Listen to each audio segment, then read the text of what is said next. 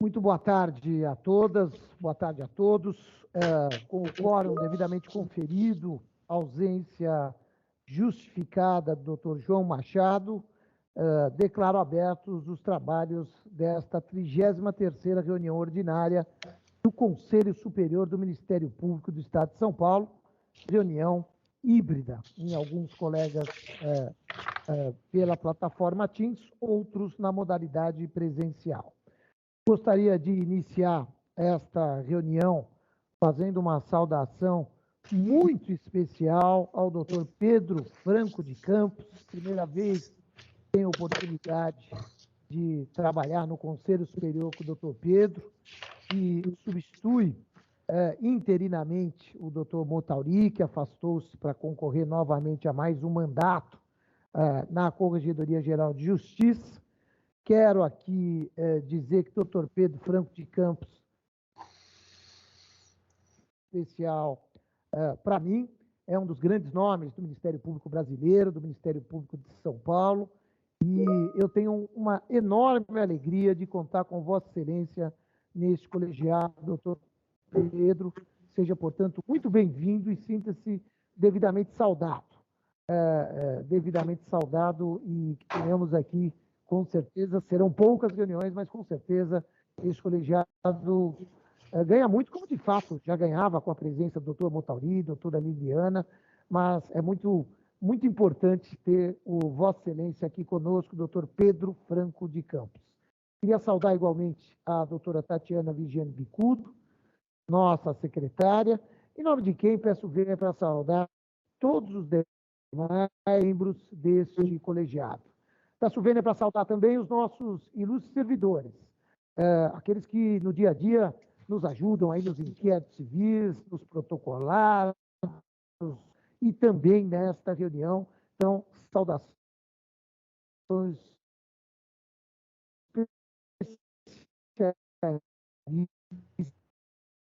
sempre muito bem-vindos à reunião deste colegiado. Eu falo aqui pela plataforma Teams, porque estou em visita ao interior do estado. Não dá para entender. Não consigo entender, doutor Mário. Está cortando o som, doutor Mário. Não consigo entender nada. E faço aqui uma referência especial aos colegas da promotoria.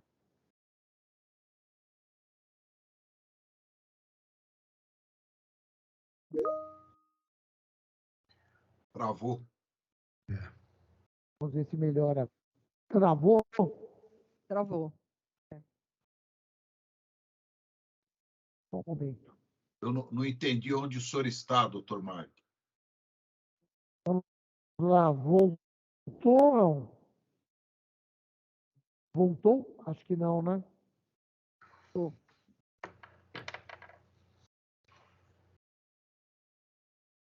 Voltou? Voltou, mas a gravação está muito ruim. Está pipocando o som. Está bem ruim. Tocando som. Querem que eu tente sair, entrar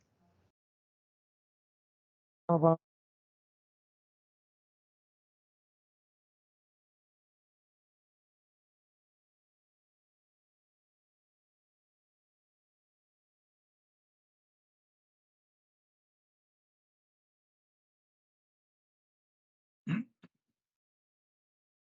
Desligar a câmera aqui, vamos ver se melhora. Então. Pois não. É que também parou a gravação. O técnico vai retomar a gravação.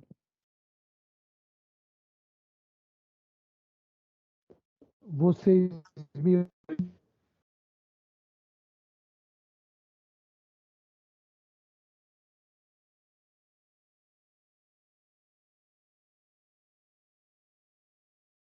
estão me ouvindo, não?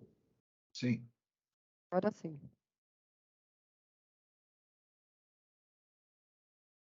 Agora todos me ouvem? Sim. Perfeito, todos me ouvem, podemos Sim. continuar. É ruim para mim, mas o mais importante, melhor do que a imagem, é o som. Então, rapidamente, apenas concluo saudando os colegas que nos acompanham pela plataforma Teams e registro que estou aqui na Promotoria de Justiça de Marília, em viagem ao interior do Estado, hoje aqui em Marília, amanhã em Itapira e Vinhedo, percorrendo um pouquinho aqui o interior do Estado de São Paulo. Gentilmente, quando a sala, nosso colega, promotor de justiça aqui de Marília, doutor Gustavo Cordeiro. Tive a alegria de almoçar com os colegas, na sequência teremos uma reunião aqui e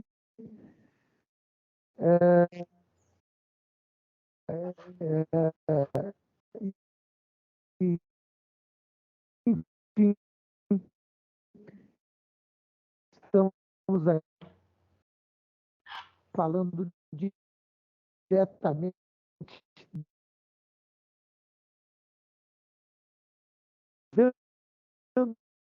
aos trabalhos. O primeiro item da nossa pauta é a leitura, votação e assinatura da ata da reunião anterior. Esta ata foi enviada a todos os membros deste colegiado. Eu indago se há alguma observação. Em não havendo qualquer observação, podemos considerar aprovada a ata. Podemos aprovar, colegas? Sim. Sim. Então, aprovada a ata da reunião anterior. Por parte da presidência, rapidamente, apenas estamos, como já disse e pontuei, pelo interior do Estado, uma visita, uma reunião aqui com os colegas de Marília, na sequência, uma palestra aqui na universidade, com a presença de todos os colegas, a inauguração pelo interior, na promotoria de Vinhedo. Ontem, assinamos a prorrogação de um convênio, na verdade, um termo de cooperação com o consulado americano em São Paulo, aqui em São Paulo, mais especificamente um convênio de cooperação que já havíamos assinado em 2018, troca de informações, troca de experiências, troca de informações e experiências com o setor de segurança do consulado americano.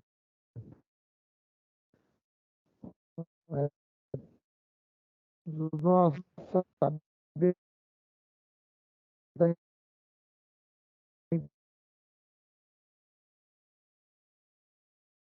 demos a este termo de cooperação, que já rendeu inúmeros frutos, inclusive os dois colegas hoje aqui que se afastaram aí para cursos no exterior, são decorrências, esses afastamentos decorrem destes trabalhos realizados junto com o consulado americano em São Paulo. Não é?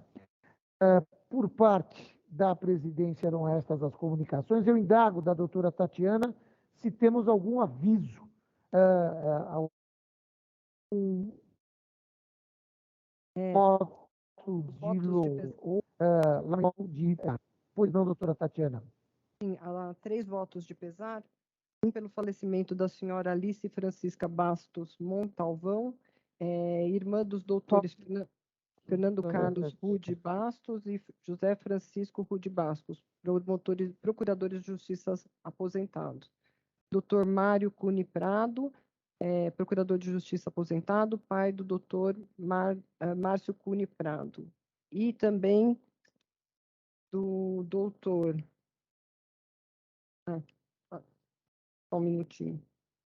Do doutor Roberto Calderaro, que faleceu no dia 15 de 10 de 2022, também procurador de justiça aposentado. Esses são os 3 votos de pesar, não existem votos de louvor. Obrigado, doutora Tatiana. Colegas, acho que podemos aprovar os votos de pesar. Tá.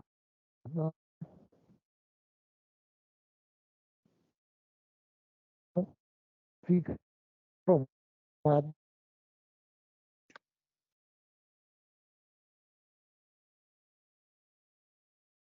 Congelada a imagem. Travou. Travou de novo.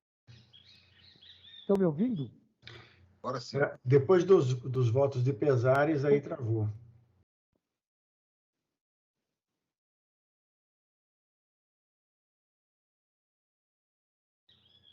De pesar. Então, vamos dando sequência à nossa reunião. As comunicações dos conselheiros, com o ilustre conselheiro, doutor Antônio Calil. Muito obrigado. Quero cumprimentar todos os participantes dessa reunião. E quero fazer uma saudação especial ao doutor Pedro Franco de Campos, nosso corregedor-geral em exercício, que hoje participa aqui da nossa sessão, e que é também o decano do Ministério Público. Então, seja bem-vindo, doutor Pedro. Desejo a todos uma boa reunião. Muito obrigado.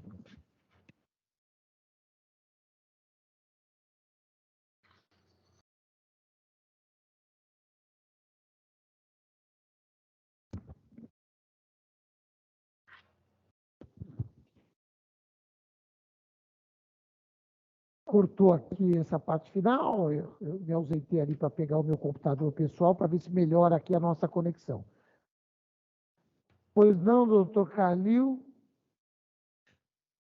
Pois não, muito obrigado. Eu quero renovar meus cumprimentos a todos que participam dessa sessão, dizer que é uma alegria poder participar também e dar minha especial saudação ao doutor Pedro Franco de Campos, nosso decano e ora nosso corregedor-geral em exercício. Muito obrigado.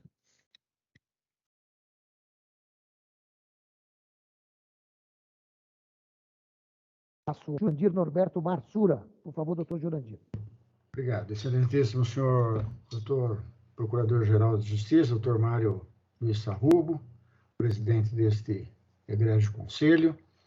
Quero fazer uma saudação especial ao colega e amigo doutor Pedro Franco de Campos, pela assunção interina do cargo de Corregedor-Geral do Ministério Público de São Paulo, condição que o habilita a integrar este egrégio Conselho Superior do Ministério Público, o que muito nos alegra por podermos contar com sua grande experiência profissional e seu vasto cabedal jurídico nas sessões semanais deste colegiado. Cumprimento também a conselheira doutora Tatiana Vigiane Bicudo, nossa estimada secretária, na pessoa de quem presto minhas homenagens aos demais eminentes integrantes deste conselho, doutores João Machado, ausente justificadamente, doutor Calil, doutor Ponte, doutor Juliotti, doutor Saad, doutor Marco Antônio e doutor Bonilha. Cumprimento ainda a todos os colegas que nos assistem e demais integrantes da instituição que colaboram com o bom andamento dos trabalhos. Sem mais para o momento, desejo a todos uma excelente reunião. Muito obrigado, doutor Jurandir Marsura.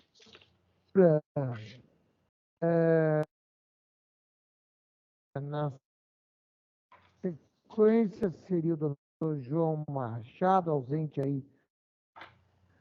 Então, a palavra a doutora Tatiana.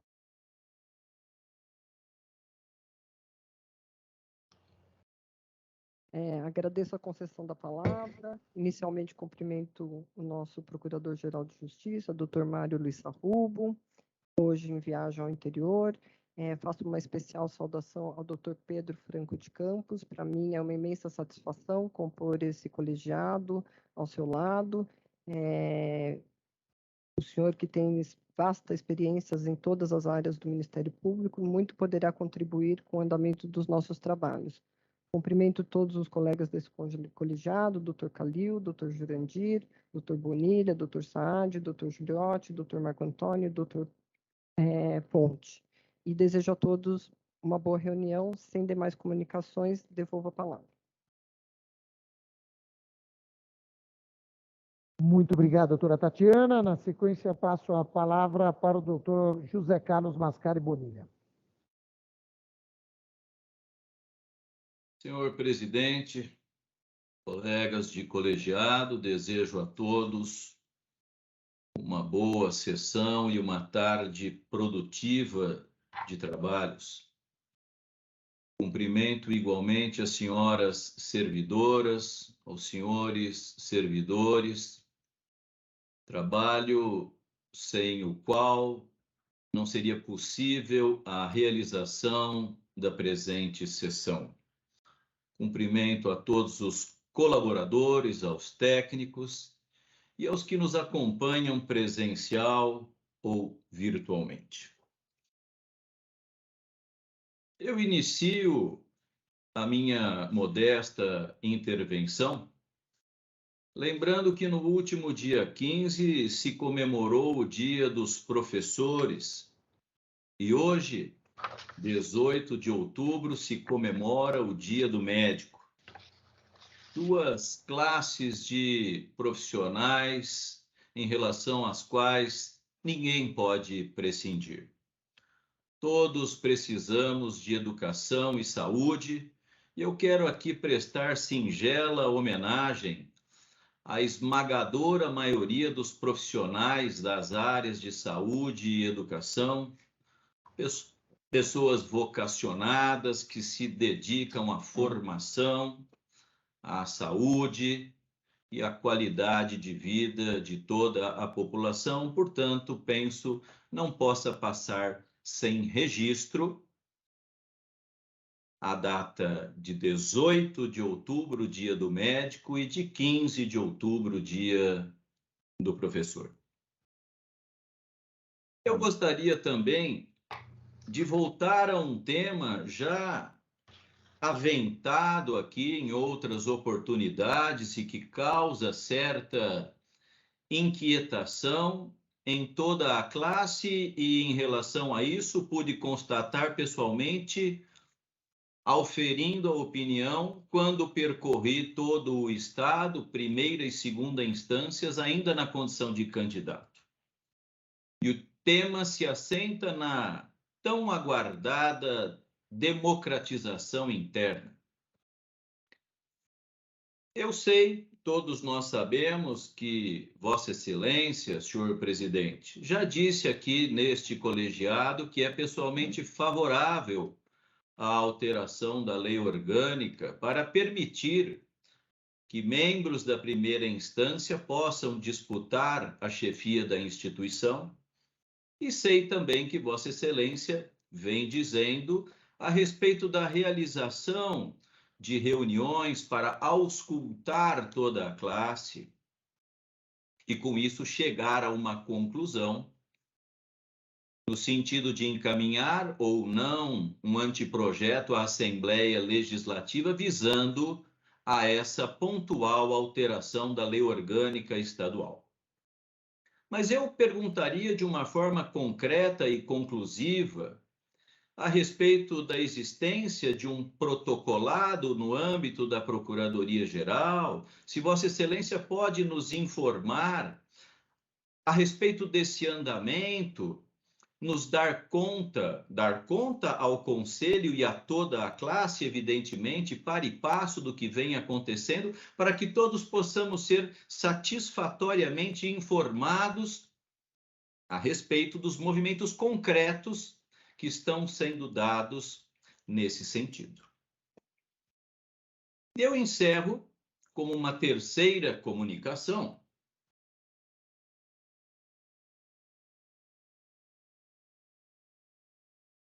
Lembrando que ontem, aqui nesta cidade, houve mais um episódio de criminalidade inaceitável.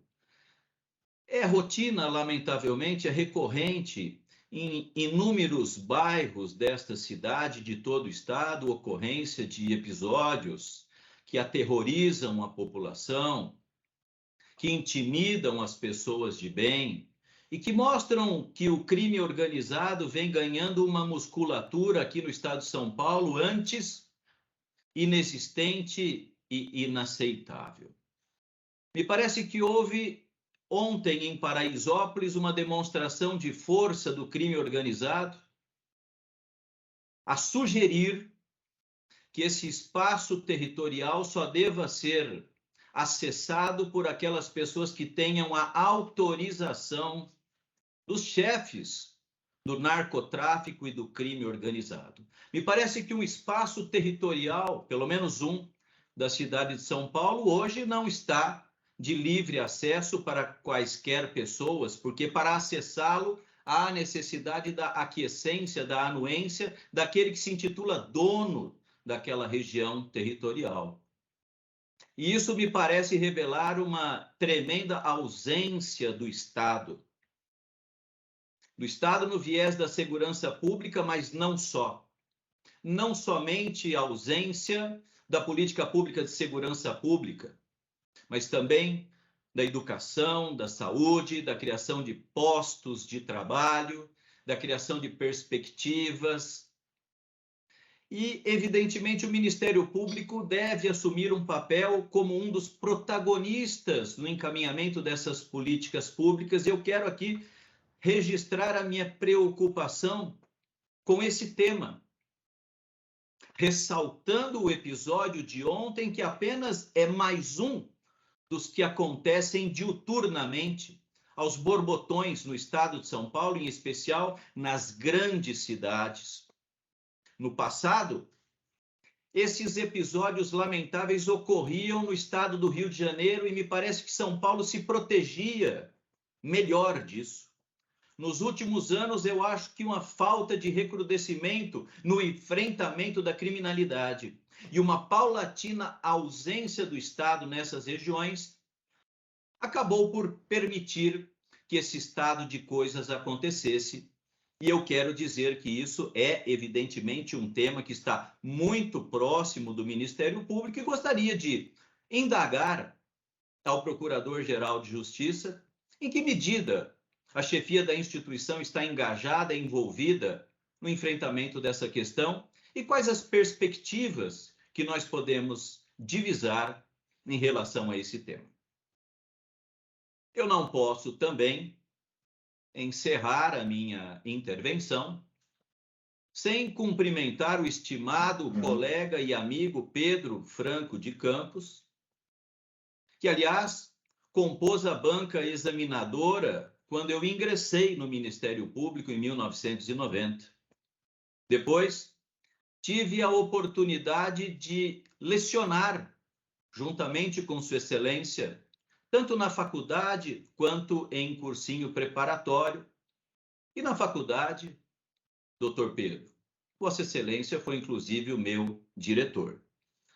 Recebo hoje, portanto, com alegria a sua presença neste colegiado, Vossa Excelência, que tem uma trajetória por todos conhecida, que hoje é o mais antigo membro do Ministério Público, é o decano da nossa instituição, conquanto não tenha idade avançada, não é verdade?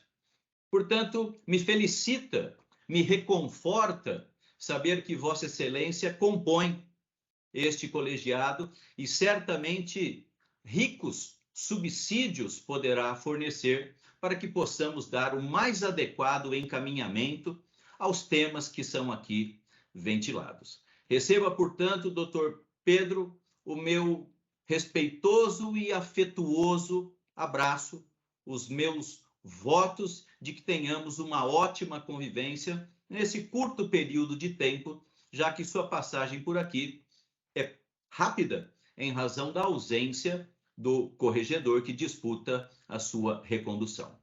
Agradeço enormemente a todos, ao presidente pela concessão da palavra e a todos por terem me ouvido e devolvo a palavra ao presidente da sessão. Muitíssimo obrigado.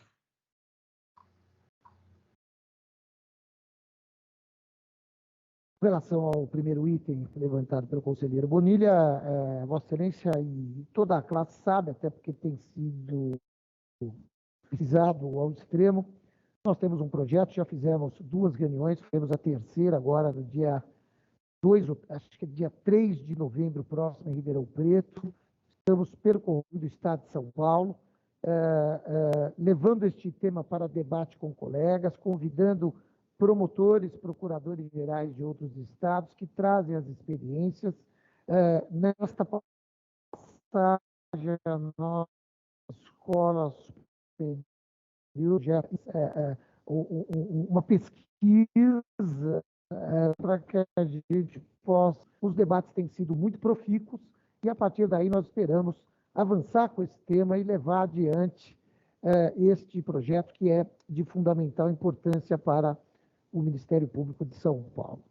Com relação à criminalidade em São Paulo, ela, de fato, ela é algo que nos incomoda há algumas décadas, não é? Evidentemente, com a pandemia, com o desemprego, com o aumento da crise no Brasil como um todo, isso aflorou, em especial numa grande cidade como o estado de São Paulo. Mas essa é uma preocupação que teve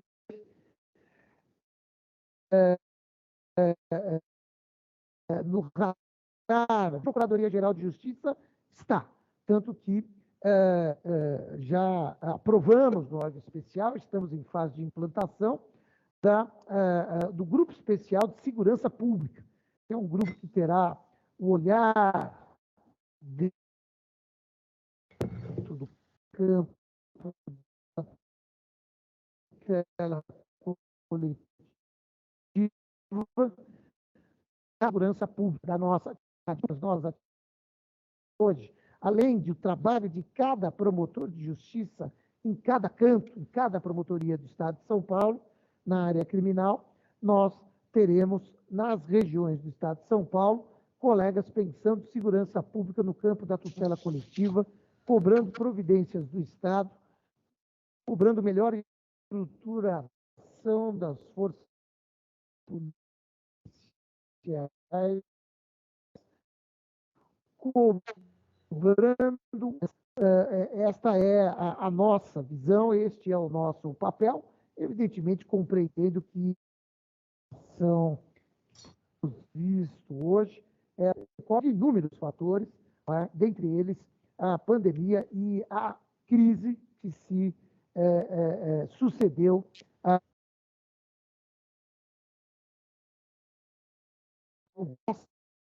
Estamos aqui, não sei se o Ilustro Conselheiro tem vindo a Riachuelo, mas basta andarmos no entorno do prédio do Ministério Público para percebermos que a pobreza avança, não só no estado de São Paulo, não só na cidade de São Paulo, mas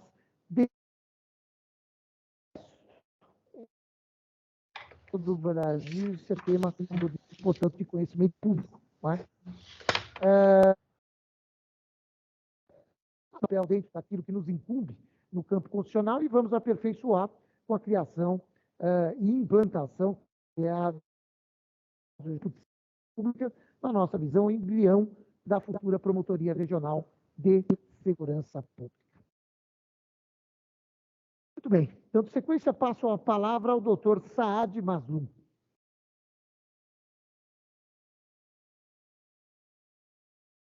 Obrigado, doutor Mário.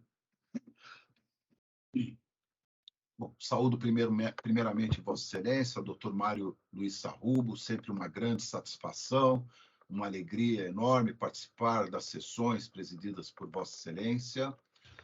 Saúdo também Sua Excelência, doutor Pedro Franco de Campos, nosso grande amigo. É uma grande satisfação, doutor Pedro, participar, dividir essa mesa, essa bancada com Vossa Excelência, como fazíamos quando no órgão especial.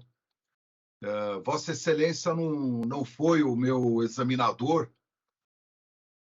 Quando ingressei no Ministério Público, Vossa Excelência era assessor do Dr. Frontini. E, embora não tenha sido meu examinador, Vossa Excelência cuidou de me enviar para os lugares mais inóspitos do Estado de São Paulo. Mas tudo bem. Sem problema algum, é uma brincadeira, doutor Pedro. É uma grande satisfação realmente participar aí da sessão com Vossa Excelência. Designação sempre por merecimento. Vossa Excelência sempre mereceu isso aí. Tá certo. Saúdo também Sua Excelência, a doutora Tatiana Vigiane Bicudo, digníssima secretária deste Conselho Superior. Saúdo também, e aqui pela ordem colocada, a ordem de votação, doutor Antônio Calil Filho, Dr. Jurandir Norberto Marsura, o Dr. José Carlos Mascari Bonilha, conselheiro Dr. Pedro Giuliotti, conselheiro Dr. Marco Antônio Ferreira, o conselheiro Dr. Antônio Carlos da Ponte. Saúdo também a todos os demais integrantes do Ministério Público que nos assistem ou que auxiliam este conselho para que possa realizar a sua sessão. Eu gostaria de aderir, embora já tenha ouvido a manifestação de Vossa Excelência, Dr. Mário Luiz Saúde. Gostaria de aderir à manifestação do eminente colega, Dr. José Carlos Mascari Bonilha, quanto à necessidade de democratização interna.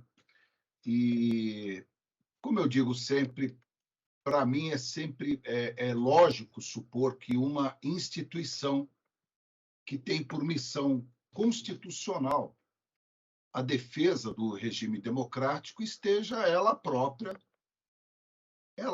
no pleno exercício dessa prática, o que sabidamente não é o que acontece no Ministério Público de São Paulo.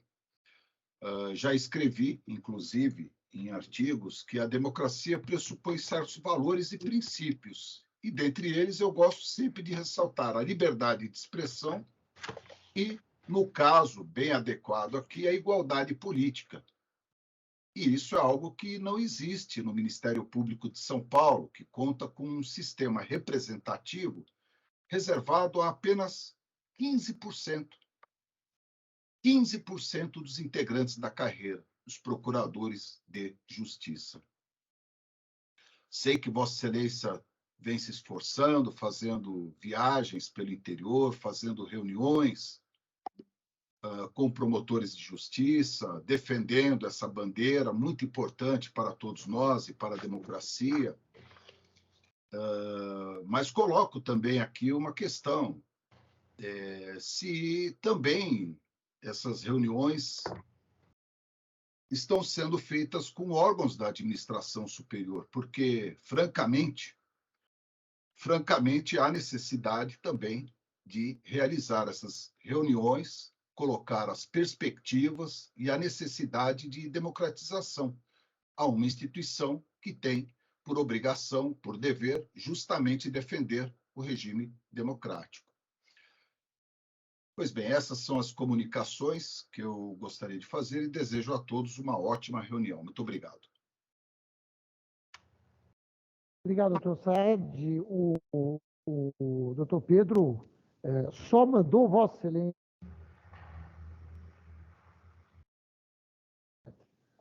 Está cortando, doutor Pedro, doutor Mário, está cortando, não ouvi. Não ouvi. O momento... não consegui ouvir? Não consegui doutor ouvir. Saad, eu dizia aqui que... não consegui ouvir?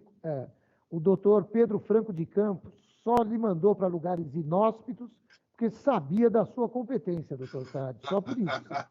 Isso mesmo. Eu acho que é isso mesmo, eu prefiro acreditar nisso. De acordo com as atribuições do colega, a necessidade do serviço, por isso que o Saad só foi para o regime nobre do Estado. Mas, doutor Saad, sem dúvida alguma haverá dessa discussão com o Conselho Superior, no momento oportuno, eu, Procurador-Geral de Justiça, depois de todo esse diálogo com a classe, pretendo levar o projeto ao órgão especial do Colégio de Procuradores, com o engajamento de todas e de todos, e eu tenho certeza nós poderemos ter uma discussão saudável e um projeto que seja a cara do Ministério Público de São Paulo, um Ministério Público diferente de qualquer outro. Muito bem. Da democracia interna. Voltei? A discussão da democracia interna é uma discussão muito mais ampla, não é? Envolve outros cargos, outras questões, outros temas, daí a importância da capilaridade desse debate, daí a importância de percorrermos todo o Estado de São Paulo, ouvirmos de preferência presencialmente os colegas, e a partir daí eu tenho certeza teremos um projeto com a nossa cara, com o nosso DNA. Muito bem, dando sequência aos trabalhos, eu passo agora a palavra ao doutor Pedro Giuliotti. Por favor, doutor Pedro. Obrigado, senhor Procurador-Geral. Uma boa tarde a todos. Na pessoa de Sua Excelência, Procurador-Geral de Justiça, saúdo todos os integrantes deste egrégio conselho e faço uma saudação especial ao doutor Pedro Franco de Campos, decano do MP, que hoje assume interinamente as funções da Corregedoria. Seja bem-vindo, doutor Pedro. Saúdo todos os colegas que nos assistem e nossos valorosos funcionários, sem os quais essa reunião não se realizaria. Também gostaria de tecer alguns comentários a respeito do tema suscitado pelo conselheiro Bonilha e pelo conselheiro Saad. Sinceramente, eu não consigo entender. Promotor de justiça pode ser do Conselho Nacional de Justiça, pode ser desembargador.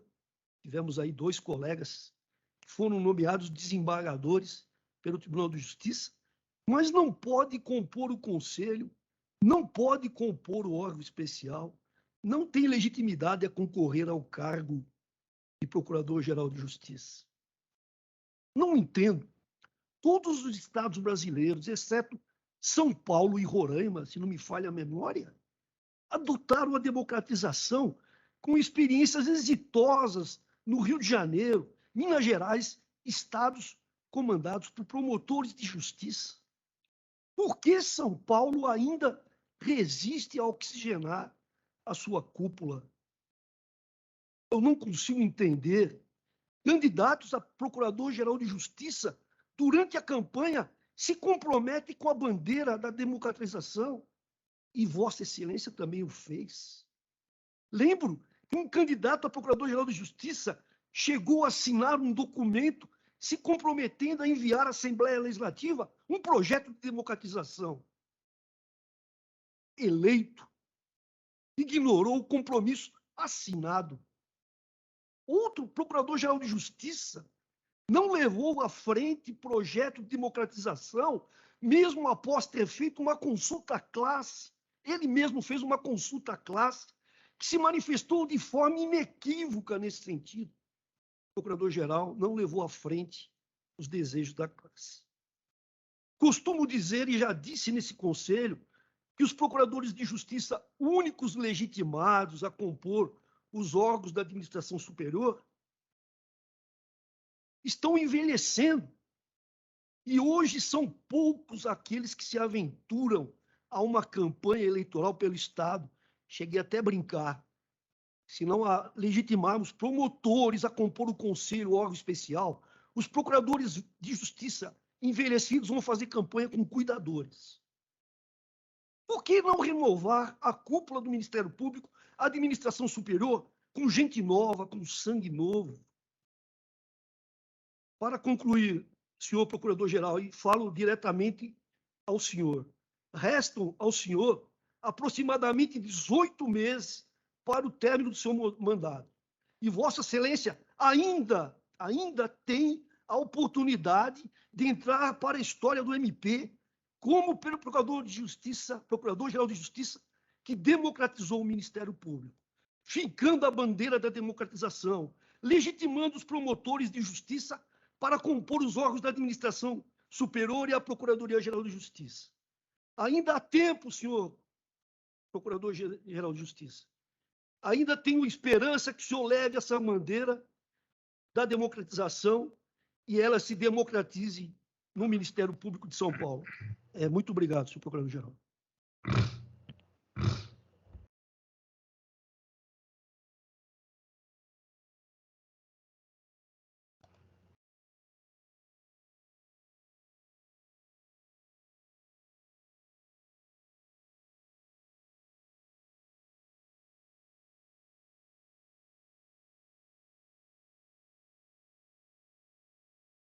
Doutor Marco Antônio.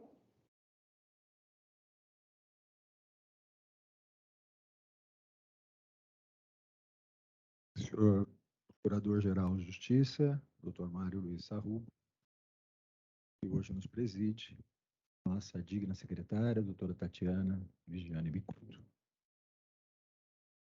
Demais colegas nos assistem, funcionários que estão prestando auxílio aqui, que é essencial.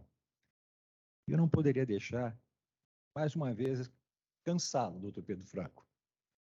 Cansá-lo porque Vossa Excelência tem uma representação muito grande na carreira de todos nós.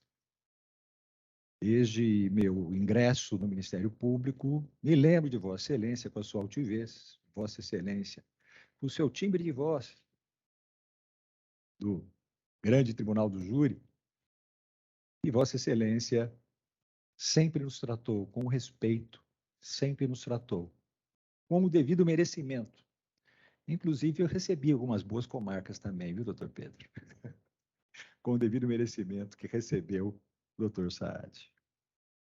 Eu faria como próprias as palavras que foram trazidas aqui pelos colegas, principalmente no que diz no campo da democratização. Mas eu tenho, dentro ainda desse campo da democratização, senhor Procurador-Geral, Vossa Excelência que está no Estado, ouvindo os colegas, principalmente em temas importantes, como o tema da segurança pública que nos aflige, nós tivemos no dia 11 de outubro a resolução número 1526 de 2022, que teve substancial, ou trouxe substancial alteração não só na área do PIC, do procedimento investigatório criminal, como também trouxe aquelas alterações que já haviam apresentadas pela Lei 13.964/19 do Código de Processo Penal, no que diz respeito às alterações trazidas no artigo 28, e todo o trâmite que isto passaria a envolver. Mas o que me trouxe a atenção, senhor Procurador-Geral, foi que, além de se trazer todas essas regulamentações que Vossa Excelência bem apresentou aqui, com toda certeza, ouvindo toda a classe, me causou uma certa estranheza o que veio na sequência. Veio o aviso número 628 de 22, publicado no dia 13 de outubro, aonde praticamente dizia que o teria valor somente se vingasse a liminar, ou se não vingasse a liminar, que estaria, então, com o ministro Fux. Ainda bem coloca a Vossa Excelência que o Supremo Tribunal Federal, na ADI número 6305, suspendeu a vigência da nova redação do artigo 28 do Código de Processo Penal. Avisa aos senhores membros do Ministério Público do Estado de São Paulo que os referidos artigos 19 e 20 da resolução publicada 2 dias anteriores somente seriam aplicados se e quando revogada a liminar ou julgada improcedente a ação direta de inconstitucionalidade. Com todo o respeito, senhor Procurador-Geral, e aqui dando uma humilde opinião, eu entendo que essa redação poderia ser revista. Porque eu não posso acreditar que em um dia se publica um provimento, na sequência, 2 dias depois, se publica um ato, aonde foi dito por vossa assessoria que o valor somente haveria, aliás, não precisa ser dito pela assessoria, porque está no aviso, se e quando houvesse a alteração apresentada nessa ação de inconstitucionalidade. Honestamente, senhor Procurador-Geral, essa dúvida não foi só minha. Essa dúvida se carregou pelo Estado. Porque se torna um tanto se fala em insegurança jurídica, a insegurança jurídica de se ter um ato publicado, para que na sequência se publique um aviso que somente terá validade se e quando. A necessidade de uma regulamentação prévia? Sim, a necessidade de uma regulamentação prévia. Mas uma regulamentação prévia condicionada não me pareceu, com todo e devido respeito, a melhor proposta ou a melhor forma de redação, e tenho certeza que Vossa Excelência cuidará de trazer, já que, como já bem apresentado, Vossa Excelência está consultando a classe, Vossa Excelência está partindo dentro de um processo democrático prometido, e que Vossa Excelência é uma pessoa de palavra, sempre foi, dentro desse processo de democratização prometido e que vem sendo pautado que os colegas pudessem ser ouvidos para que não houvesse esta grandiosa insegurança jurídica dentro da nossa própria instituição. Eu queria fazer mais 2 comunicados, senhor Procurador-Geral.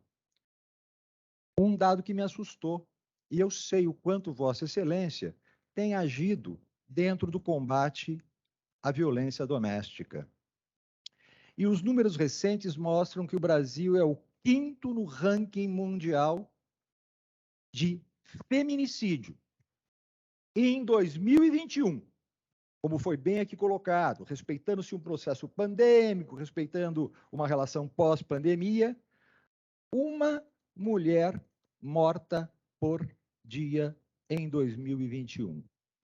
Uma em cada 4 mulheres vítimas de violência doméstica, num total de 17 milhões de mulheres. Alguma coisa não deve estar bem. Ou as medidas não funcionando adequadamente, seria questão de um processo legislativo e a necessidade de proceder a essa alteração, ou talvez a necessidade de readequar o trabalho que vem sendo realizado pelos nossos núcleos de violência doméstica, pelas nossas e nossos colegas que combativamente têm atuado dentro desta área e em outras áreas, mas esse aumento de violência contra a mulher é igualmente preocupante. E uma última questão que me trouxe uma certa preocupação, senhor Procurador-Geral. A decisão recente retirando os ônibus a diesel para colocação de ônibus elétricos, sem que houvesse um prazo mínimo para que isso pudesse acontecer. E que me parece, senhor Procurador-Geral, isso também está trazendo uma questão social que certamente já está sob observação de Vossa Excelência. Agradeço o uso da palavra, agradeço os colegas que me deram a devida e necessária atenção, que foi a mesma que eu dediquei a todos, e mais uma vez cumprimentando o nosso decano aqui presente, Dr. Pedro Franco de Campos. Muito obrigado pela concessão da palavra, senhor Procurador-Geral. Com relação à resolução, ela é uma resolução que adequava algumas normas às resoluções do Conselho Nacional do Ministério Público e já se antecipava ao projeto de lei anticrime, que foi aprovado e todos têm conhecimento, tem parte de sua eficácia suspensa por decisão liminar do ministro Fux. A publicação do aviso na sequência veio justamente porque alguns colegas procuraram o Centro de Apoio Operacional Criminal e manifestaram dúvida, notadamente em função da decisão liminar do ministro Fux. Daí a razão do aviso na sequência, dizendo, olha, os aspectos que estão relacionados à decisão liminar não estão valendo só quando ela for superada. De resto, o ato está válido.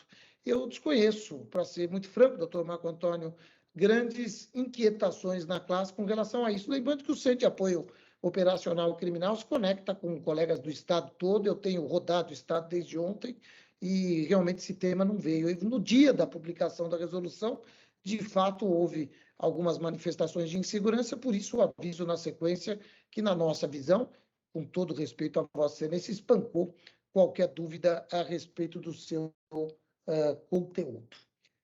Com relação à violência doméstica, eu tenho aqui comigo que é justamente em função da segurança que o trabalho do Ministério Público e da Polícia Civil traz hoje às mulheres, que os números têm aumentado. As mulheres têm hoje segurança para denunciar a Polícia Civil, para denunciar o Ministério Público, para procurar os colegas das promotorias de violência doméstica e familiar contra a mulher, e esses números, de fato, impactam. Impactam, Vossa Excelência, que é professor, bem sabe, impactam em razão da pandemia, impactam em razão do desemprego, impactam em razão de um problema que, de resto, não diz respeito só ao Brasil, só ao Estado de São Paulo, mas sim a toda a humanidade. Não é? O que eu vejo é, sim, a necessidade de estruturação. Por isso que estamos estruturando. Várias promotorias de violência doméstica estão recebendo o segundo analista.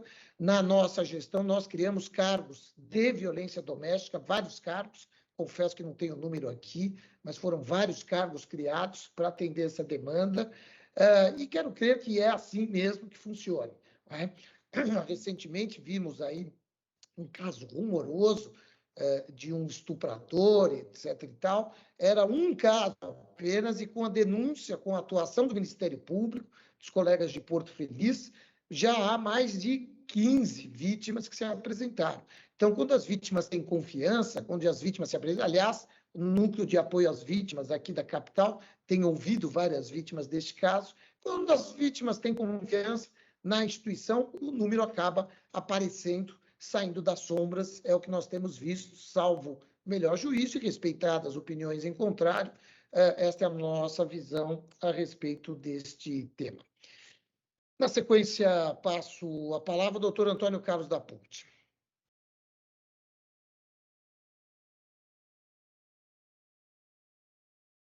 Boa tarde a todas e a todos. Eu gostaria, perdoem, parece que o senhor presidente está fazendo uso da palavra, mas está sem som. Não estou, não. Fique à vontade. Fique à vontade. Terminei. Ah, perfeito. Boa tarde. Boa tarde a todas e a todos. Eu gostaria inicialmente de saudar os integrantes deste Conselho Superior do Ministério Público, saudar a cada um dos colegas e destaco a presença do eminente Dr. Pedro Franco de Campos, decano do órgão especial do Colégio de Procuradores de Justiça, que ocupa interinamente o cargo de Corregedor-Geral do Ministério Público. Dr. Pedro Franco, que integra também a Procuradoria de Habeas Corpus e mandatos de segurança em matéria criminal, procuradoria essa da qual também faço parte. Quero saudar também os nossos colaboradores e os colegas que acompanham a essa sessão do Conselho Superior. A minha manifestação é muito objetiva e ela vai de encontro ao que já foi colocado pelos conselheiros Bonilha, Saad, Giuliotti e Marco Antônio. Eu me refiro à necessidade de democratização interna do Ministério Público. No Ministério Público se fala muito em democracia, mas há uma dificuldade muito grande do efetivo exercício da democracia. Democracia que é constituída por participação coletiva, horizontal, uma vez que a nossa carreira não é uma carreira militar, ela é uma carreira de índole civil, o que é próprio dentro de um Estado social e democrático de direito. Democracia que pressupõe ação, e não única e tão somente discursos vazios. Democracia que demanda exemplo. O Ministério Público, ele precisa passar por um processo de democratização. E esse processo de democratização, ele demanda várias ações. A primeira delas, me parece que a mais importante, é a alteração da Constituição Estadual, fazendo com que aquele que for eleito pela classe legitimamente, após um processo eleitoral democrático, venha a ocupar o cargo de Procurador-Geral de Justiça. Esse é o primeiro passo, um passo muito importante. Mas ele não encerra essa discussão. É necessário também que, além da Constituição Estadual, venham a ser modificadas as leis orgânicas nacional e estadual. Nacional, permitindo que os integrantes do Conselho Superior do Ministério Público possam ser promotores e procuradores de justiça. A lei orgânica estadual, permitindo que a comissão de concurso seja integrada por promotores e procuradores. Hoje nós temos uma situação verdadeiramente anômala. Existem colegas que integram bancas de livre docência, de doutorado, de mestrado, de concurso para professor associado e concurso para professor titular, são promotores de justiça, e não podem compor uma banca de concurso para o Ministério Público. Existem colegas no interior que fizeram a opção por permanecer no interior, que estão há mais de 20 anos em determinadas regiões, que sabem efetivamente o que é o Ministério Público no interior, que também não tem essa possibilidade, a possibilidade de integrar uma banca de concurso. E certamente são pessoas que poderiam contribuir e muito, não só no aprimoramento da instituição, mas também na escolha de seus membros. Esse fator ele é muito importante e ele precisa ser destacado. Para que haja essa modificação, é necessário vontade política. Assim como é importante que o corregedor-geral do Ministério Público possa ser um promotor ou um procurador de justiça, e o diretor da escola também. Aliás, o diretor da escola isso é possível, mas a eleição para diretor da escola se dá perante um conselho integrado por um número limitado de membros. O ideal é que o corregedor e o diretor da escola, eles venham a ser escolhidos também pela própria classe. Na verdade, me parece que há um outro cargo também importante, que é o de ouvidor. Mas penso que o ouvidor-geral do Ministério Público, para que a democracia seja efetivamente implantada na nossa instituição, deva ser alguém que não pertença à classe. Uma pessoa que tenha condições de, fora do Ministério Público, observar como é possível o aprimoramento. Porque o Ministério Público democrático não é que aquele que é construído único e tão somente com a opinião e com a versão apresentada pelos seus integrantes. O Ministério Público democrático é aquele que está aberto à sociedade, que é a destinatária do seu trabalho e que é quem legitima a nossa atuação. O ideal é que o ouvidor-geral ele fosse efetivamente alguém fora da carreira. E nós temos vários exemplos disso na universidade, na própria máquina estatal. Hoje nós contamos com a presença do Dr. Pedro Franco de Campos, que foi secretário da Segurança Pública. Secretaria da Segurança Pública, ela conta com o ouvidor. E o ouvidor ele não pertence às carreiras policiais, muito pelo contrário. É alguém de fora que tem a oportunidade de contribuir. Então, democratização significa ouvir, sim, os integrantes da carreira, estabelecer um debate propositivo e horizontal, ouvir também a sociedade e, no nosso caso, apresentar não uma única medida, mas apresentar um pacote de medidas que venham a prestigiar aqueles que são responsáveis pela construção verdadeira da nossa instituição, que são pessoas marcadas pelo anonimato, que por vezes recebem abraços efusivos no prédio da Riachuelo, mas o nome delas é errado, é apontado de forma errônea, coisa que não acontece nas comarcas em que essas pessoas atuam, porque a sociedade sabe efetivamente o papel que é desenvolvido, que é desempenhado pelos promotores. Nós tivemos um grande corregedor no Ministério Público de São Paulo, que foi o professor Hermínio Alberto Marques Porto, que era conhecido nas suas correições. Enquanto a sua equipe correicional ia observar o trabalho desenvolvido pelo promotor na promotoria, ele conversava com as pessoas, ia tomar um café na padaria, passava no jornaleiro, perguntava como era o atendimento ao público, se o promotor era uma pessoa presente, se ele estava efetivamente comprometido com os valores daquela cidade. Me parece que esse é o verdadeiro Ministério Público. É o Ministério Público que nos legitima. É o Ministério Público que acalantou e continua a acalantar os nossos corações. É o Ministério Público que significa, assim, a primeira lembrança do dia e a última preocupação da noite. O Conselho Nacional do Ministério Público pode ter um corregedor nacional promotor de justiça. O Conselho Nacional do Ministério Público pode contar com promotores de justiça. Infelizmente, o Ministério Público de São Paulo, que em matéria de integrantes é o maior Ministério Público brasileiro, ele não pode ter um promotor de justiça à sua frente, o que não é aceitável. Então, o ideal é o quê? É uma instituição que preza, que luta pela democracia, que ela pratique a democracia internamente e faça com que, por intermédio dessas ações que são concretas, a instituição venha a ser respeitada pelo seu papel de índole constitucional. Então, são essas as minhas considerações e os meus apontamentos, desejando a todos uma boa reunião.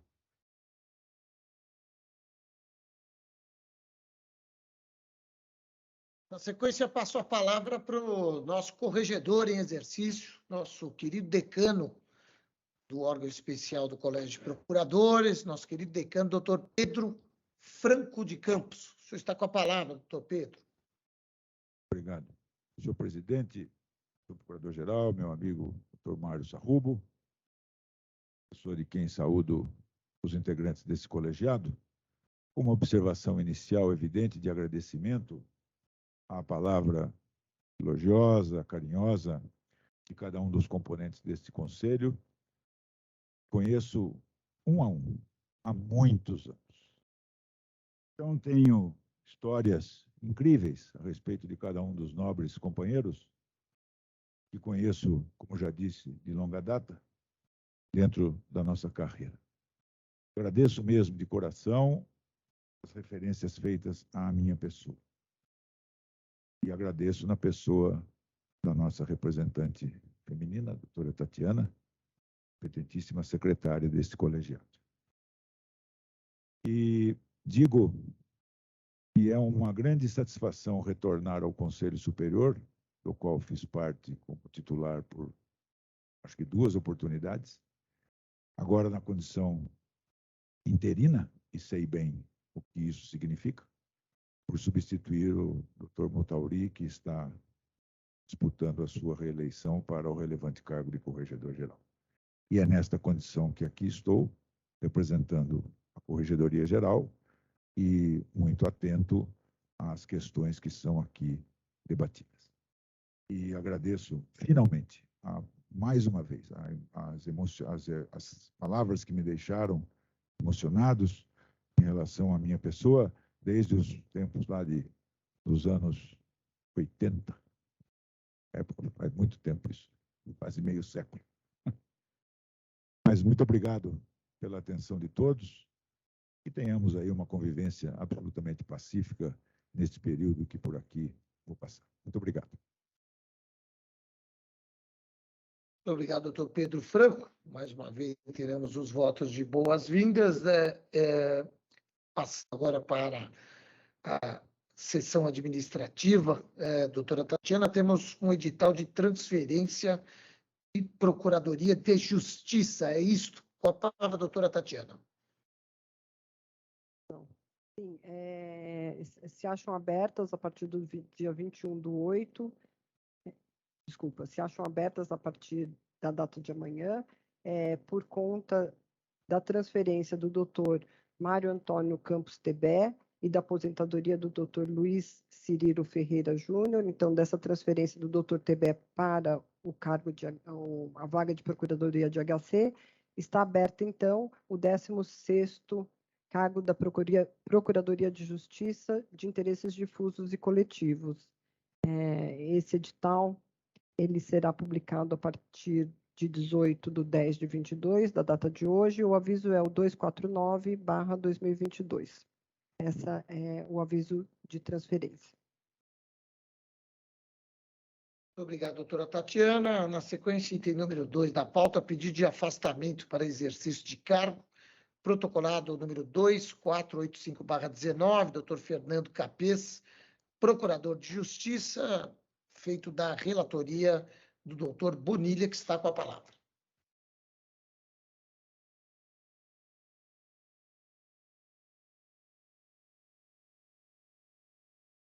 O Bonilha está sem som.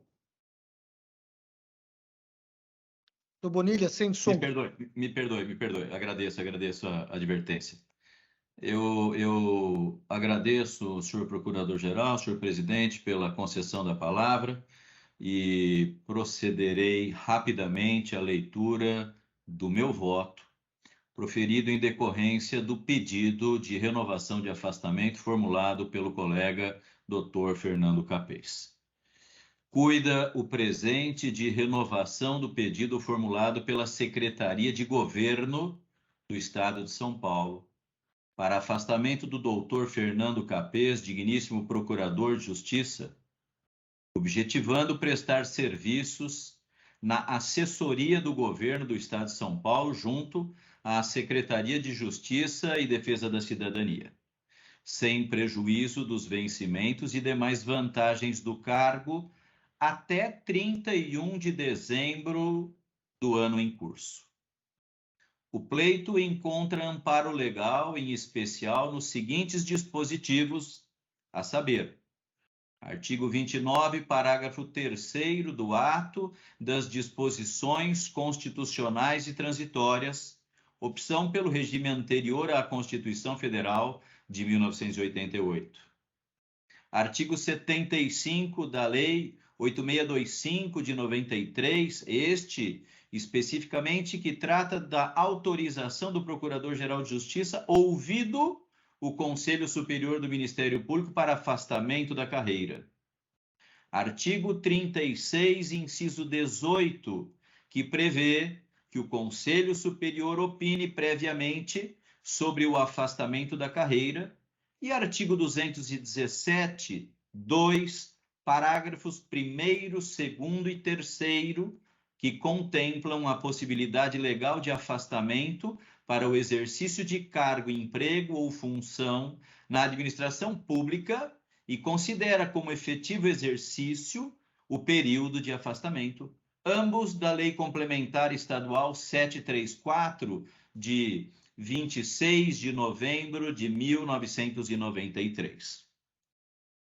O nomeado é profissional experiente e poderá prestar serviços relevantes à sociedade paulista no exercício do cargo de assessor na Secretaria de Justiça e Cidadania do Governo do Estado de São Paulo, razão pela qual se verifica que os requisitos exigidos pela legislação pátria estão preenchidos e, em razão disso, voto pelo acolhimento do pedido formulado e remessa dos autos à digna Procuradoria-Geral de Justiça, nos termos do artigo 217, parágrafo 1º da Lei Orgânica do Ministério Público do Estado de São Paulo, encerrando aqui a minha manifestação pelo deferimento e acolhimento da pretensão formulada pelo Dr. Fernando Capeça.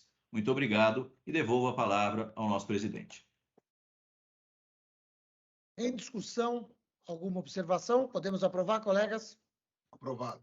Aprovado, então, o voto do relator, doutor Bonilha.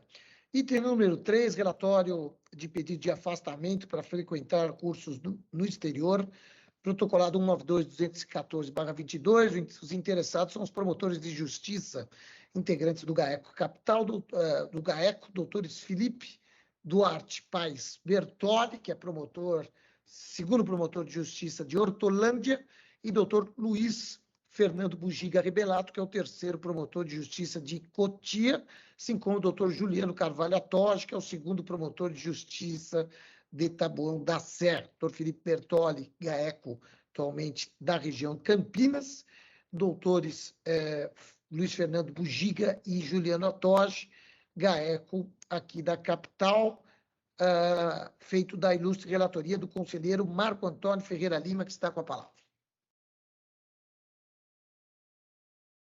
Senhor presidente, agradeço a palavra. Pediria aos colegas, se é possível, proceder só à leitura da ementa.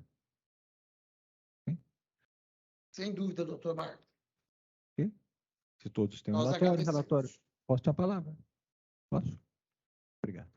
Relatório de frequência a curso no exterior, para a qual foi pedido afastamento de funções. Requerimento formulado por promotores de justiça, postulando autorização para participar do workshop, curso sobre lavagem de dinheiro baseada no sistema de comércio e sua conexão com organizações criminosas transnacionais e financiamento do terrorismo, Departamento de Justiça dos Estados Unidos da América, período compreendido entre 13 e 16 de setembro, realizado em Puerto Iguaçu, Argentina. Cumprido o disposto no artigo 175 do Regimento Interno do Ministério Público. Meu voto é no sentido de aprovação do relatório, senhor presidente. Em discussão, alguma observação? Podemos aprovar, colegas? Fica, Aprovado. então, aprovado o voto do doutor Marco Antônio Ferreira Lima. Último item da pauta, pedido de autorização para residência fora da comarca. A interessada é a doutora Ana Carolina Martins Valente, terceira promotora de justiça de Itatiba, protocolado 192.91/22. feito de relatoria do doutor Bonilha, acolhendo o pedido, assim também o parecer da Corregedoria Geral. Indagos, podemos aprovar, colegas? Aprovado. Podemos aprovar, então, superado também este item. Próxima etapa, sessão plenária de turmas, tem julgamentos aí para serem feitos. Eu peço, Vênia, para deixá-los, em função aqui, obviamente, dos compromissos junto aos promotores de Marília, e passar a presidência ao doutor Antônio Calil. É isso, né? Doutor Antônio Calil, que assume hoje a presidência dos trabalhos aqui para a sessão plenária aí de turmas, né? Agradeço a todos os membros deste colegiado, saúdo igualmente os nossos servidores e todos os demais colegas que nos acompanharam pela plataforma virtual. Passo a presidência ao doutor Calil, com quem tenho certeza absoluta estarão muito bem presididos. Muito obrigado, uma boa tarde a todas e todos. Doutor Calil está com a presidência. É uma grande honra a presidência do doutor Calil, mas não é o doutor Marsura? Não, na verdade, é isso que eu ia falar. Na verdade, nesse caso, é o doutor Marsura que vai assumir a presidência. Perdão, doutor Marsura, desculpe a nossa falha. Então, vamos começar. Vamos voltar a fita aqui, peço, Vênia, para deixar esse colegiado, e que eu estou vendo aqui o doutor Calil, e imaginei que fosse o doutor Calil, mas não é não, é óbvio, o doutor Marsura. Obrigado, doutor Saad. Então, voltando à fita, peço, Vênia, para deixar esse colegiado e deixá-lo sob a presidência do doutor Jurandir Norberto Marsura. Pela antiguidade, é ele que substitui o doutor João Machado, que, por sua vez, substitui o procurador-geral. Como o doutor João Machado justificou sua ausência, então, com a palavra, doutor Jurandir Norberto Marsura, peço mais uma vez desculpas a todas e todos. Fui a tempo advertido pelo doutor Saad aqui, antes que eu tivesse saído. Obrigado, doutor Saad. Doutor Jurandir, tenho certeza que o colegiado está muito feliz aí com a sua presidência. O senhor está com a palavra. Muito obrigado. Muito obrigado, senhor presidente. Eu consulto aos senhores conselheiros se podemos fazer uma pausa antes de iniciarmos a sessão do julgamento das turmas e do pleno. Sim. Ou se passamos direto para o outro link. Doutor Marsura, só a pedido do senhor corregedor, ele vai participar dos 2 julgamentos de competência originária do Procurador-Geral de Justiça. Então, a pedido dele, eu gostaria que, depois da pausa, nós fizéssemos, então, a apresentação desses 2 casos de competência do Procurador-Geral de Justiça, para que depois ele possa se ausentar. Certo. Então, eu proponho que nós passemos para o outro link e examinemos esses 2 casos, e se for o entendimento da maioria, faremos uma pequena pausa ou prosseguiremos conforme... Desculpa, só para ver se eu entendi direito, o senhor corregedor-geral ele vai participar só de 2 específicos casos, não são de todos? É só de 2 específicos casos? Sim, só os casos de competência originária. Eu tenho uma dúvida também, que eu gostaria que fosse esclarecido. Nesses 2 casos já houve início de votação, e a corregedoria não participou dessa votação. Então, me parece que tem uma prejudicial aqui que tem que ser apreciada. Ou seja, já houve o voto do relator, houve o voto divergente, houve, no caso que eu fui o voto divergente, voto da doutora Tatiana, e a corregedoria não participou em nenhum desses 3 julgamentos. E vai participar agora, a partir do momento em que essa matéria vai ser deliberada, e alguns conselheiros já, inclusive, adiantaram voto? Olha, eu pessoalmente entendo que, como o julgamento não está encerrado, a qualquer momento o senhor corregedor pode participar, sim. Então, eu gostaria que ficasse... Perfeito, senhor presidente. Então, eu gostaria que ficasse consignado em ata a minha discordância com esse posicionamento, uma vez que esses julgamentos já foram iniciados e nós já tivemos, inclusive, votos proferidos. Então, eu quero que fique registrado aqui o meu inconformismo, a minha irresignação em relação a essa situação. Também, senhor presidente, eu vou pedir também que se consigne na ata também a minha discordância, sobretudo, não só pelos motivos já elencados pelo doutor Antônio Carlos da Ponte, nobre conselheiro, mas também porque são dois específicos casos. Ou se participa de tudo, né, porque vai escolher os casos que vai participar. Não acho correto isso também. Então, fica aqui também... Na verdade, pelo que eu entendi, do Olavanco, ele vai participar de todos os casos de competência originária. Enquanto ele permanecer como corregedor geral do Ministério Público interino, ele vai participar de todos os casos de competência original. Sim, então, não é especificamente em relação a esses casos. Encerrando, então, a minha manifestação, senhor presidente, se Vossa Excelência me permite, a discordância permanece a mesma, apenas em relação a determinado grupo de casos a serem julgados, o que, de fato, não me parece correto. Então, além dos motivos já elencados pelo doutor Antônio Carlos da Ponte, acrescento esses também. Pois não, será consignado em ata. Pois não, doutor Pedro, com a palavra. O doutor Bonilha estava na frente. Doutor Pedro, desculpa. O doutor Bonilha pode falar, o doutor Giuliotti, e depois eu respondo a impugnação que foi feita. Só isso. O doutor Bonilha estava na frente. Doutor Bonilha, por favor. Senhor presidente, agradeço novamente pela oportunidade de me manifestar e quero aqui secundar as palavras já proferidas pelos conselheiros da Ponte e Saad Maslum, e quero também que fique consignado na ata desta reunião o meu posicionamento absolutamente contrário, porque esses dois julgamentos, em especial, já se iniciaram sem que a corregedoria se fizesse presente. Há votos que já foram adiantados e não me parece minimamente razoável que agora, apenas porque mudou a pessoa física que responde pela corregedoria, ela passe, a despeito do julgamento não ter sido concluído, a se manifestar e a proferir o seu voto. Não me parece haja embasamento jurídico para isso. Mas, para além disso, respeitosamente, igualmente não me parece nada razoável que o corregedor agora presente queira participar apenas das questões de atribuição originária do procurador-geral. Nós não estamos aqui a tratar de casos mais ou menos importantes para que Sua Excelência possa escolher aqueles casos que dará a sua opinião, o seu voto, e outros que, aos seus olhos, pareçam, talvez, de menor importância, e Sua Excelência não queira deles participar, não queira participar desse julgamento.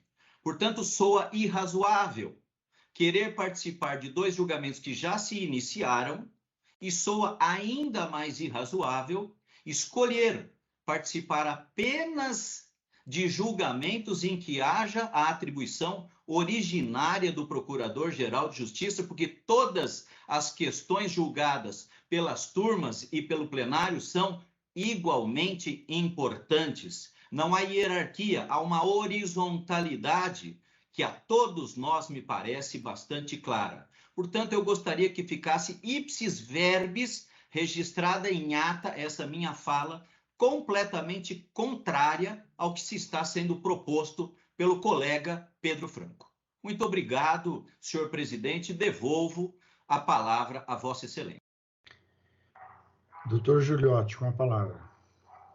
Com todo o respeito ao doutor Pedro Franco de Campos, eu também, apoiando o que disse o doutor Antônio Carlos da Ponte, José Carlos Bonilha e Saad Maslum, eu também entendo que não há amparo legal para a participação do corregedor nesta sessão, considerando que nas sessões anteriores o corregedor não participou e nós já votamos.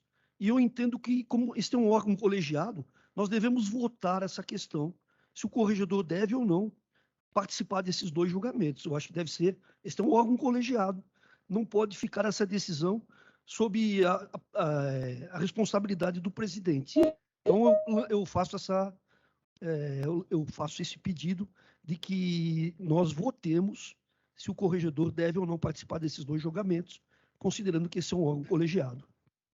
Doutor Marco Antônio. Senhor presidente, somente eu faria uma observação. Os 2 julgamentos já foram iniciados. E já, inclusive, votos antecipados. É exatamente isto? E o que eu me lembro, em um dos casos eu fui relator, e nesta minha relatoria os votos já foram antecipados, mesmo após o pedido de vista. Então, faria a mesma colocação aqui feita pelo doutor Giuliotti, com todo respeito, se não seria o caso de nós submetermos, considerando-se que estamos dentro de um órgão colegiado, se é possível esta forma de intervenção. Somente nesse sentido, porque me parece que a questão já foi, inclusive, pela maioria de votos, acho que a questão, inclusive, já foi resolvida na decisão anterior, pelo menos me lembro no caso em que eu fui relator, a questão já estava decidida por maioria de votos. Então, eu perguntaria à digna secretária, perguntaria ao senhor, digno presidente, se não é o caso de submetermos à votação essa questão de participação ou não, nestes casos em que já houve início de votação e mais, em que já houve, inclusive, uma preponderância de votos no sentido de se não acolher o arquivamento e se determinar a instauração do inquérito civil. Pois não. Antes de passar a palavra para o doutor Pedro Franco de Campos, eu quero fazer uma colocação. O corregedor-geral, ele é tão conselheiro quanto cada um de nós aqui. Tá? Então, o que se aplica a cada um de nós, se aplica ao senhor corregedor também. Tá? Então, eu indago aos senhores, né, se tivesse iniciado um julgamento e um dos senhores não tivesse participado, né, e nesta sessão agora, os senhores se sentissem habilitados a participar do julgamento, os senhores não poderiam participar? Claro que poderiam. Então, eu acho que o argumento dos senhores não tem nenhum fundamento. Me desculpe, mas não é caso de votação. E com a palavra, o doutor Pedro Franco de Campos. E poderia escolher o processo? Senhor presidente, muito obrigado. Eu só tenho a dizer o seguinte. O fato de o corregedor não ter votado ou participado das reuniões anteriores não impede que o corregedor agora o faça. O ilustre amigo, o Marco Antônio, sempre frequentou o Tribunal de Justiça daqui de São Paulo como representante legítimo do Ministério Público e já presenciou várias vezes lá, durante a sessão de julgamento, desembargadores que porventura não tenham comparecido, votaram depois, participaram do julgamento. Uma vez iniciado o julgamento, enquanto não encerrado, eu acho que não se pode tolher a palavra de um integrante do colegiado legalmente investido na atribuição de participar dessa questão. Agora, se querem proibir o corregedor em exercício, se o corregedor-geral não falou, não é a pessoa física que mudou, mudou a pessoa física, a pessoa física pensa diferente. E não estou escolhendo nenhum caso, não. Eu acho que o corregedor não tem condições de julgar aquilo que é oriundo do primeira instância, porque pode sobrar alguma coisa para a corregedoria atribuição posterior. Agora, nos casos da competência originária, o corregedor não é corregedor da Procuradoria-Geral. Não é. Razão pela qual eu acho que a corregedoria pode e deve participar dos julgamentos cuja competência originária é do gabinete do Procurador-Geral, quando posto em julgamento perante esse colegiado. E eu me lembro que quando eu fui conselheiro há muito tempo atrás, já existia um precedente nesse sentido, e eu não tive o trabalho de colher aqui, de trazer aqui, porque eu jamais fosse imaginar que essa impugnação fosse feita pelos queridíssimos colegas que aqui têm assento por votação da classe.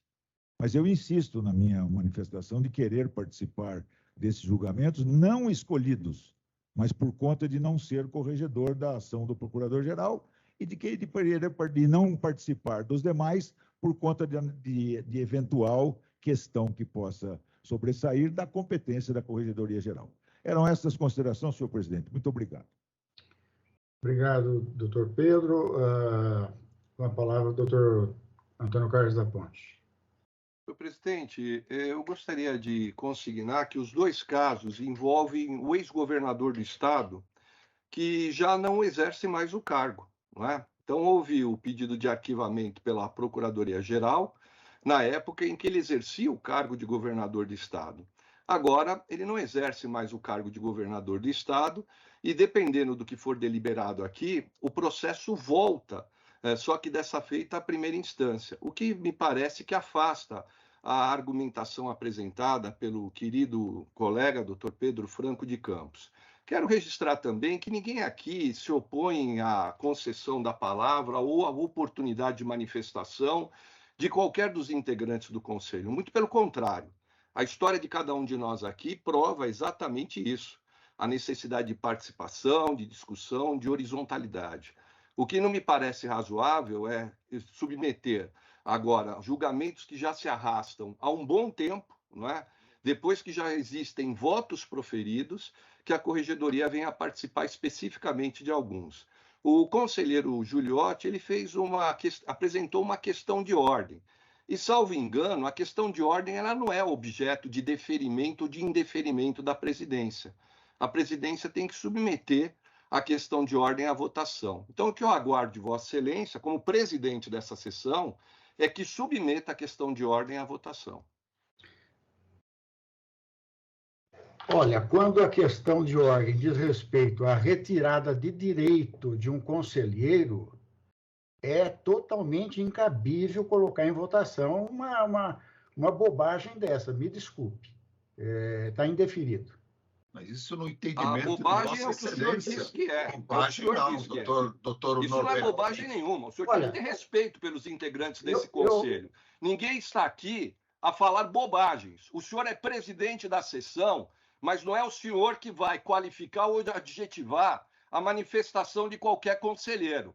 Eu lamento profundamente a utilização dessas palavras indevidas, contendo uma adjetivação que não se aplica a nenhum de nós. Refuto veementemente a sua infeliz colocação.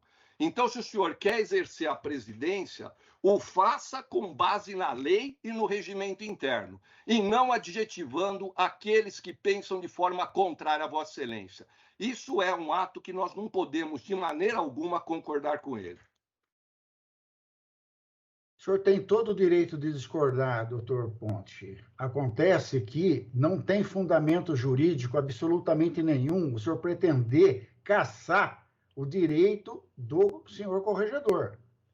É um absurdo jurídico. Então, por isso eu qualifiquei de bobagem por essa razão. Tá? Eu refuto a colocação de Vossa Excelência. Um absurdo eu não estou jurídico, data vênia. Não é absurdo nenhum, eu refuto veementemente a sua infeliz manifestação e quero deixar claro aqui que o senhor não pode deixar de submeter ao colegiado uma matéria que é apontada como uma questão de ordem.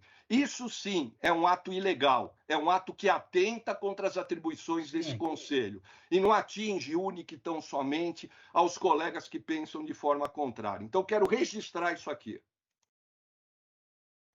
Doutor Calil, com a palavra. Com todo respeito, eu ouvi atentamente as ponderações, mas não me parece que seja possível, ao colegiado, através de uma deliberação, privar um integrante efetivo do exercício de voto, que inclusive é obrigatório, se ele entende que assim está preparado para votar. Então, me parece que não pode ser objeto de deliberação uma matéria que está prevista no regimento, que é o exercício do direito de voto. Então, nesse sentido, eu já me posiciono e entendo que não deve ser votado isso. Nós não podemos obstar, nós podemos ceifar o direito que está previsto no regimento. É nesse sentido que eu me manifesto. Doutor Bonilha. Muito obrigado pela nova oportunidade. Eu inicio dizendo que tanto não é obrigatório que o então corregedor Dr. Motauri e a então corregedora doutora Liliana jamais participaram das sessões de julgamento.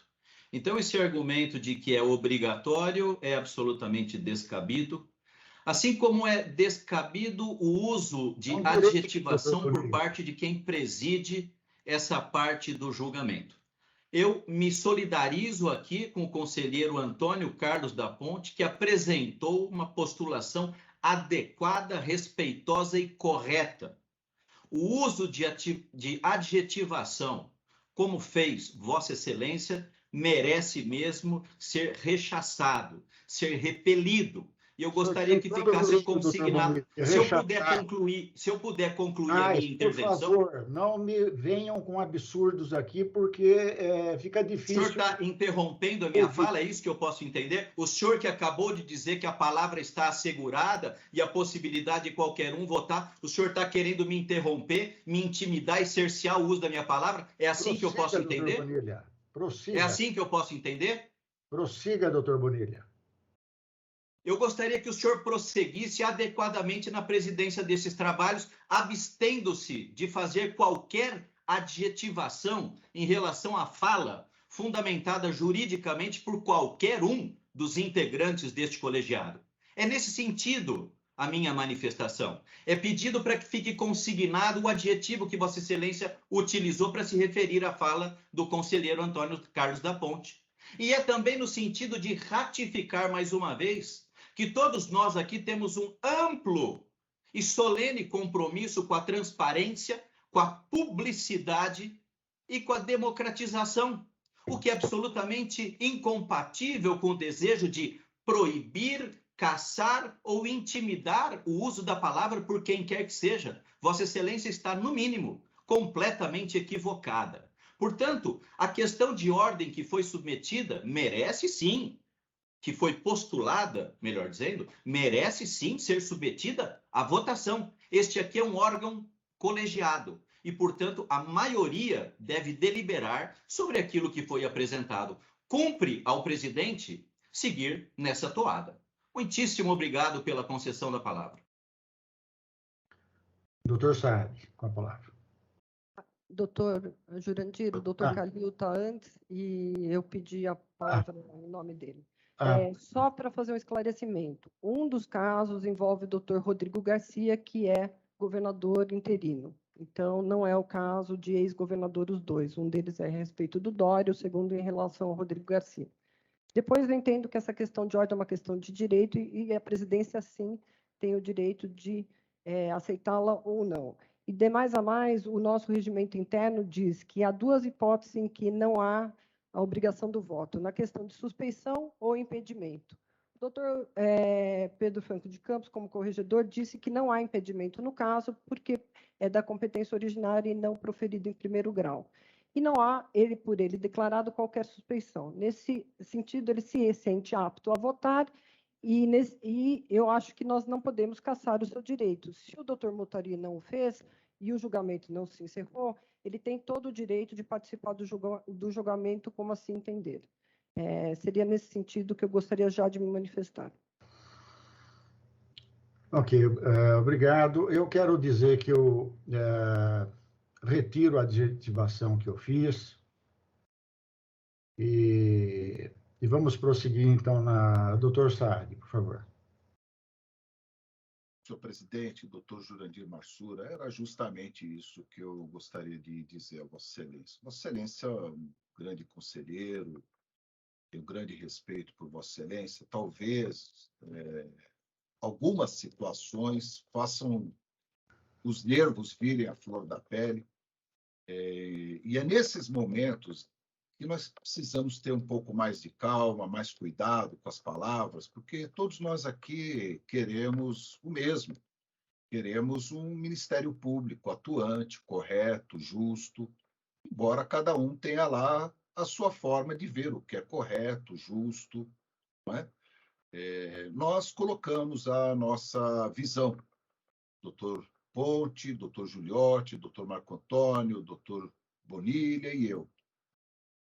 E isso, obviamente, vai ser levado. Cada um expôs a sua forma de ver a situação, como eu coloquei, acho equivocado, acho que é mal, isso não é bom, não é? Porque todos nós sabemos que esses casos de competência originária envolvem governador do Estado, ex-governador do Estado, pode dar alguma aparência, que certamente não é aquilo que parece, mas pode dar uma aparência de algo incorreto.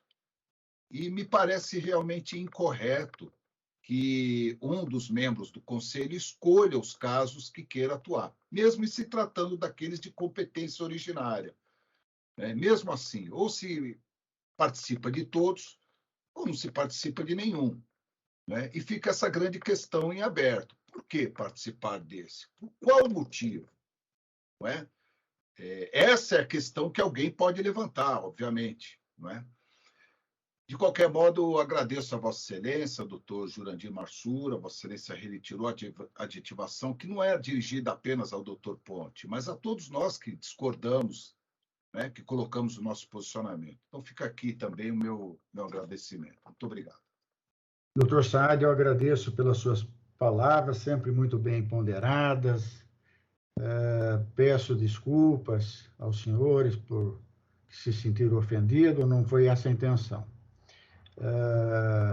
Mas o senhor corregedor explicou claramente que ele deseja participar nos casos em que ele não se sente impedido, porque não tem repercussão na primeira instância, como é o caso, por exemplo, do julgamento de hoje, em que o governador interino, um dos casos, diz respeito não ao Dória, mas sim ao doutor Rodrigo, que é o governador interino.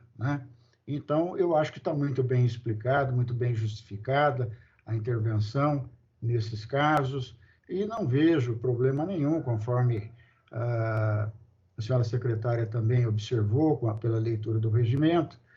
Então, eu acho que a gente poderia finalizar dessa forma a discussão, e passarmos para os julgamentos, para não tem muita coisa, tem vários destaques, podemos iniciar o julgamento. Eu proponho desta forma o seguimento. Só consignando, então, doutor Jurandir, que foi feito o último requerimento por parte do conselheiro da Ponte, que foi submeter, reiterando aquilo que já havia sido colocado pelo doutor Giuliotti, que foi submeter à votação. E, então, isso também se consignata, e Vossa Excelência indeferiu esse pedido. Sim, não é isso? Perfeito. Ok, muito obrigado. O doutor Marco Antônio gostaria de falar? Só uma pergunta para nossa digna secretária, doutora Tatiana. Os 2 julgamentos já foram iniciados e já houve votos.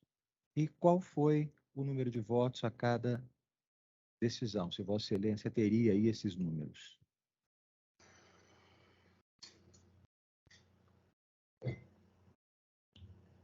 Assim eu não teria, precisaria olhar no julgamento.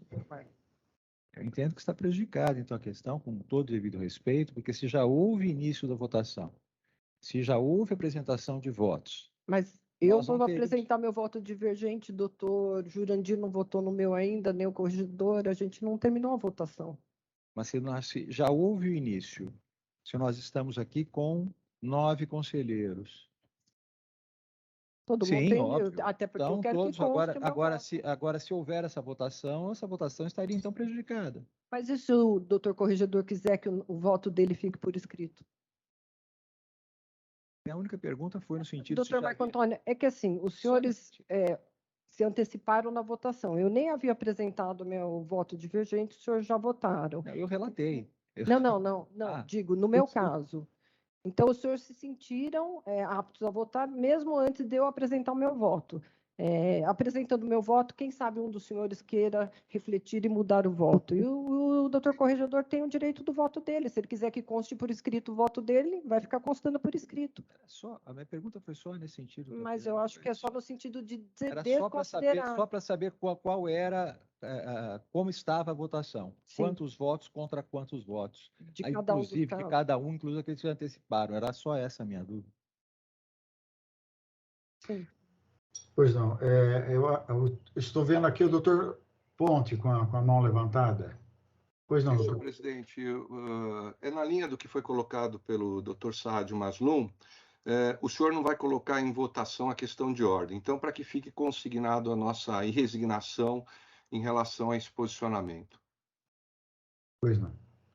Segundo nos informou a doutora Tatiana, como se trata de uma questão de ordem relacionada com uma questão prevista no regimento, né, o presidente pode indeferir. Então, correto, né, doutora Tatiana? Sim, a previsão é de não votação em caso de impedimento ou suspensão.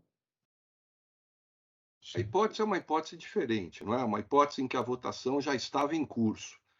O impedimento ou a suspeição devem ser arguidos antes do início da votação, e não durante a votação. Não teria sentido algum um conselheiro comparecer à sessão e dizer que não vai votar porque está impedido ou porque é suspeito. Isso teria que ser colocado antes do início da votação.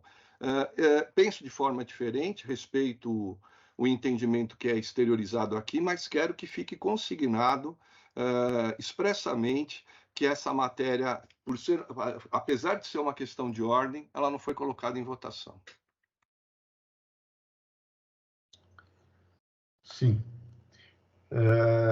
Podemos, então, encerrar esta sessão aqui, né? Vamos ter que ir para o outro link, correto? Sim. Então, vamos fazer isso. Até já.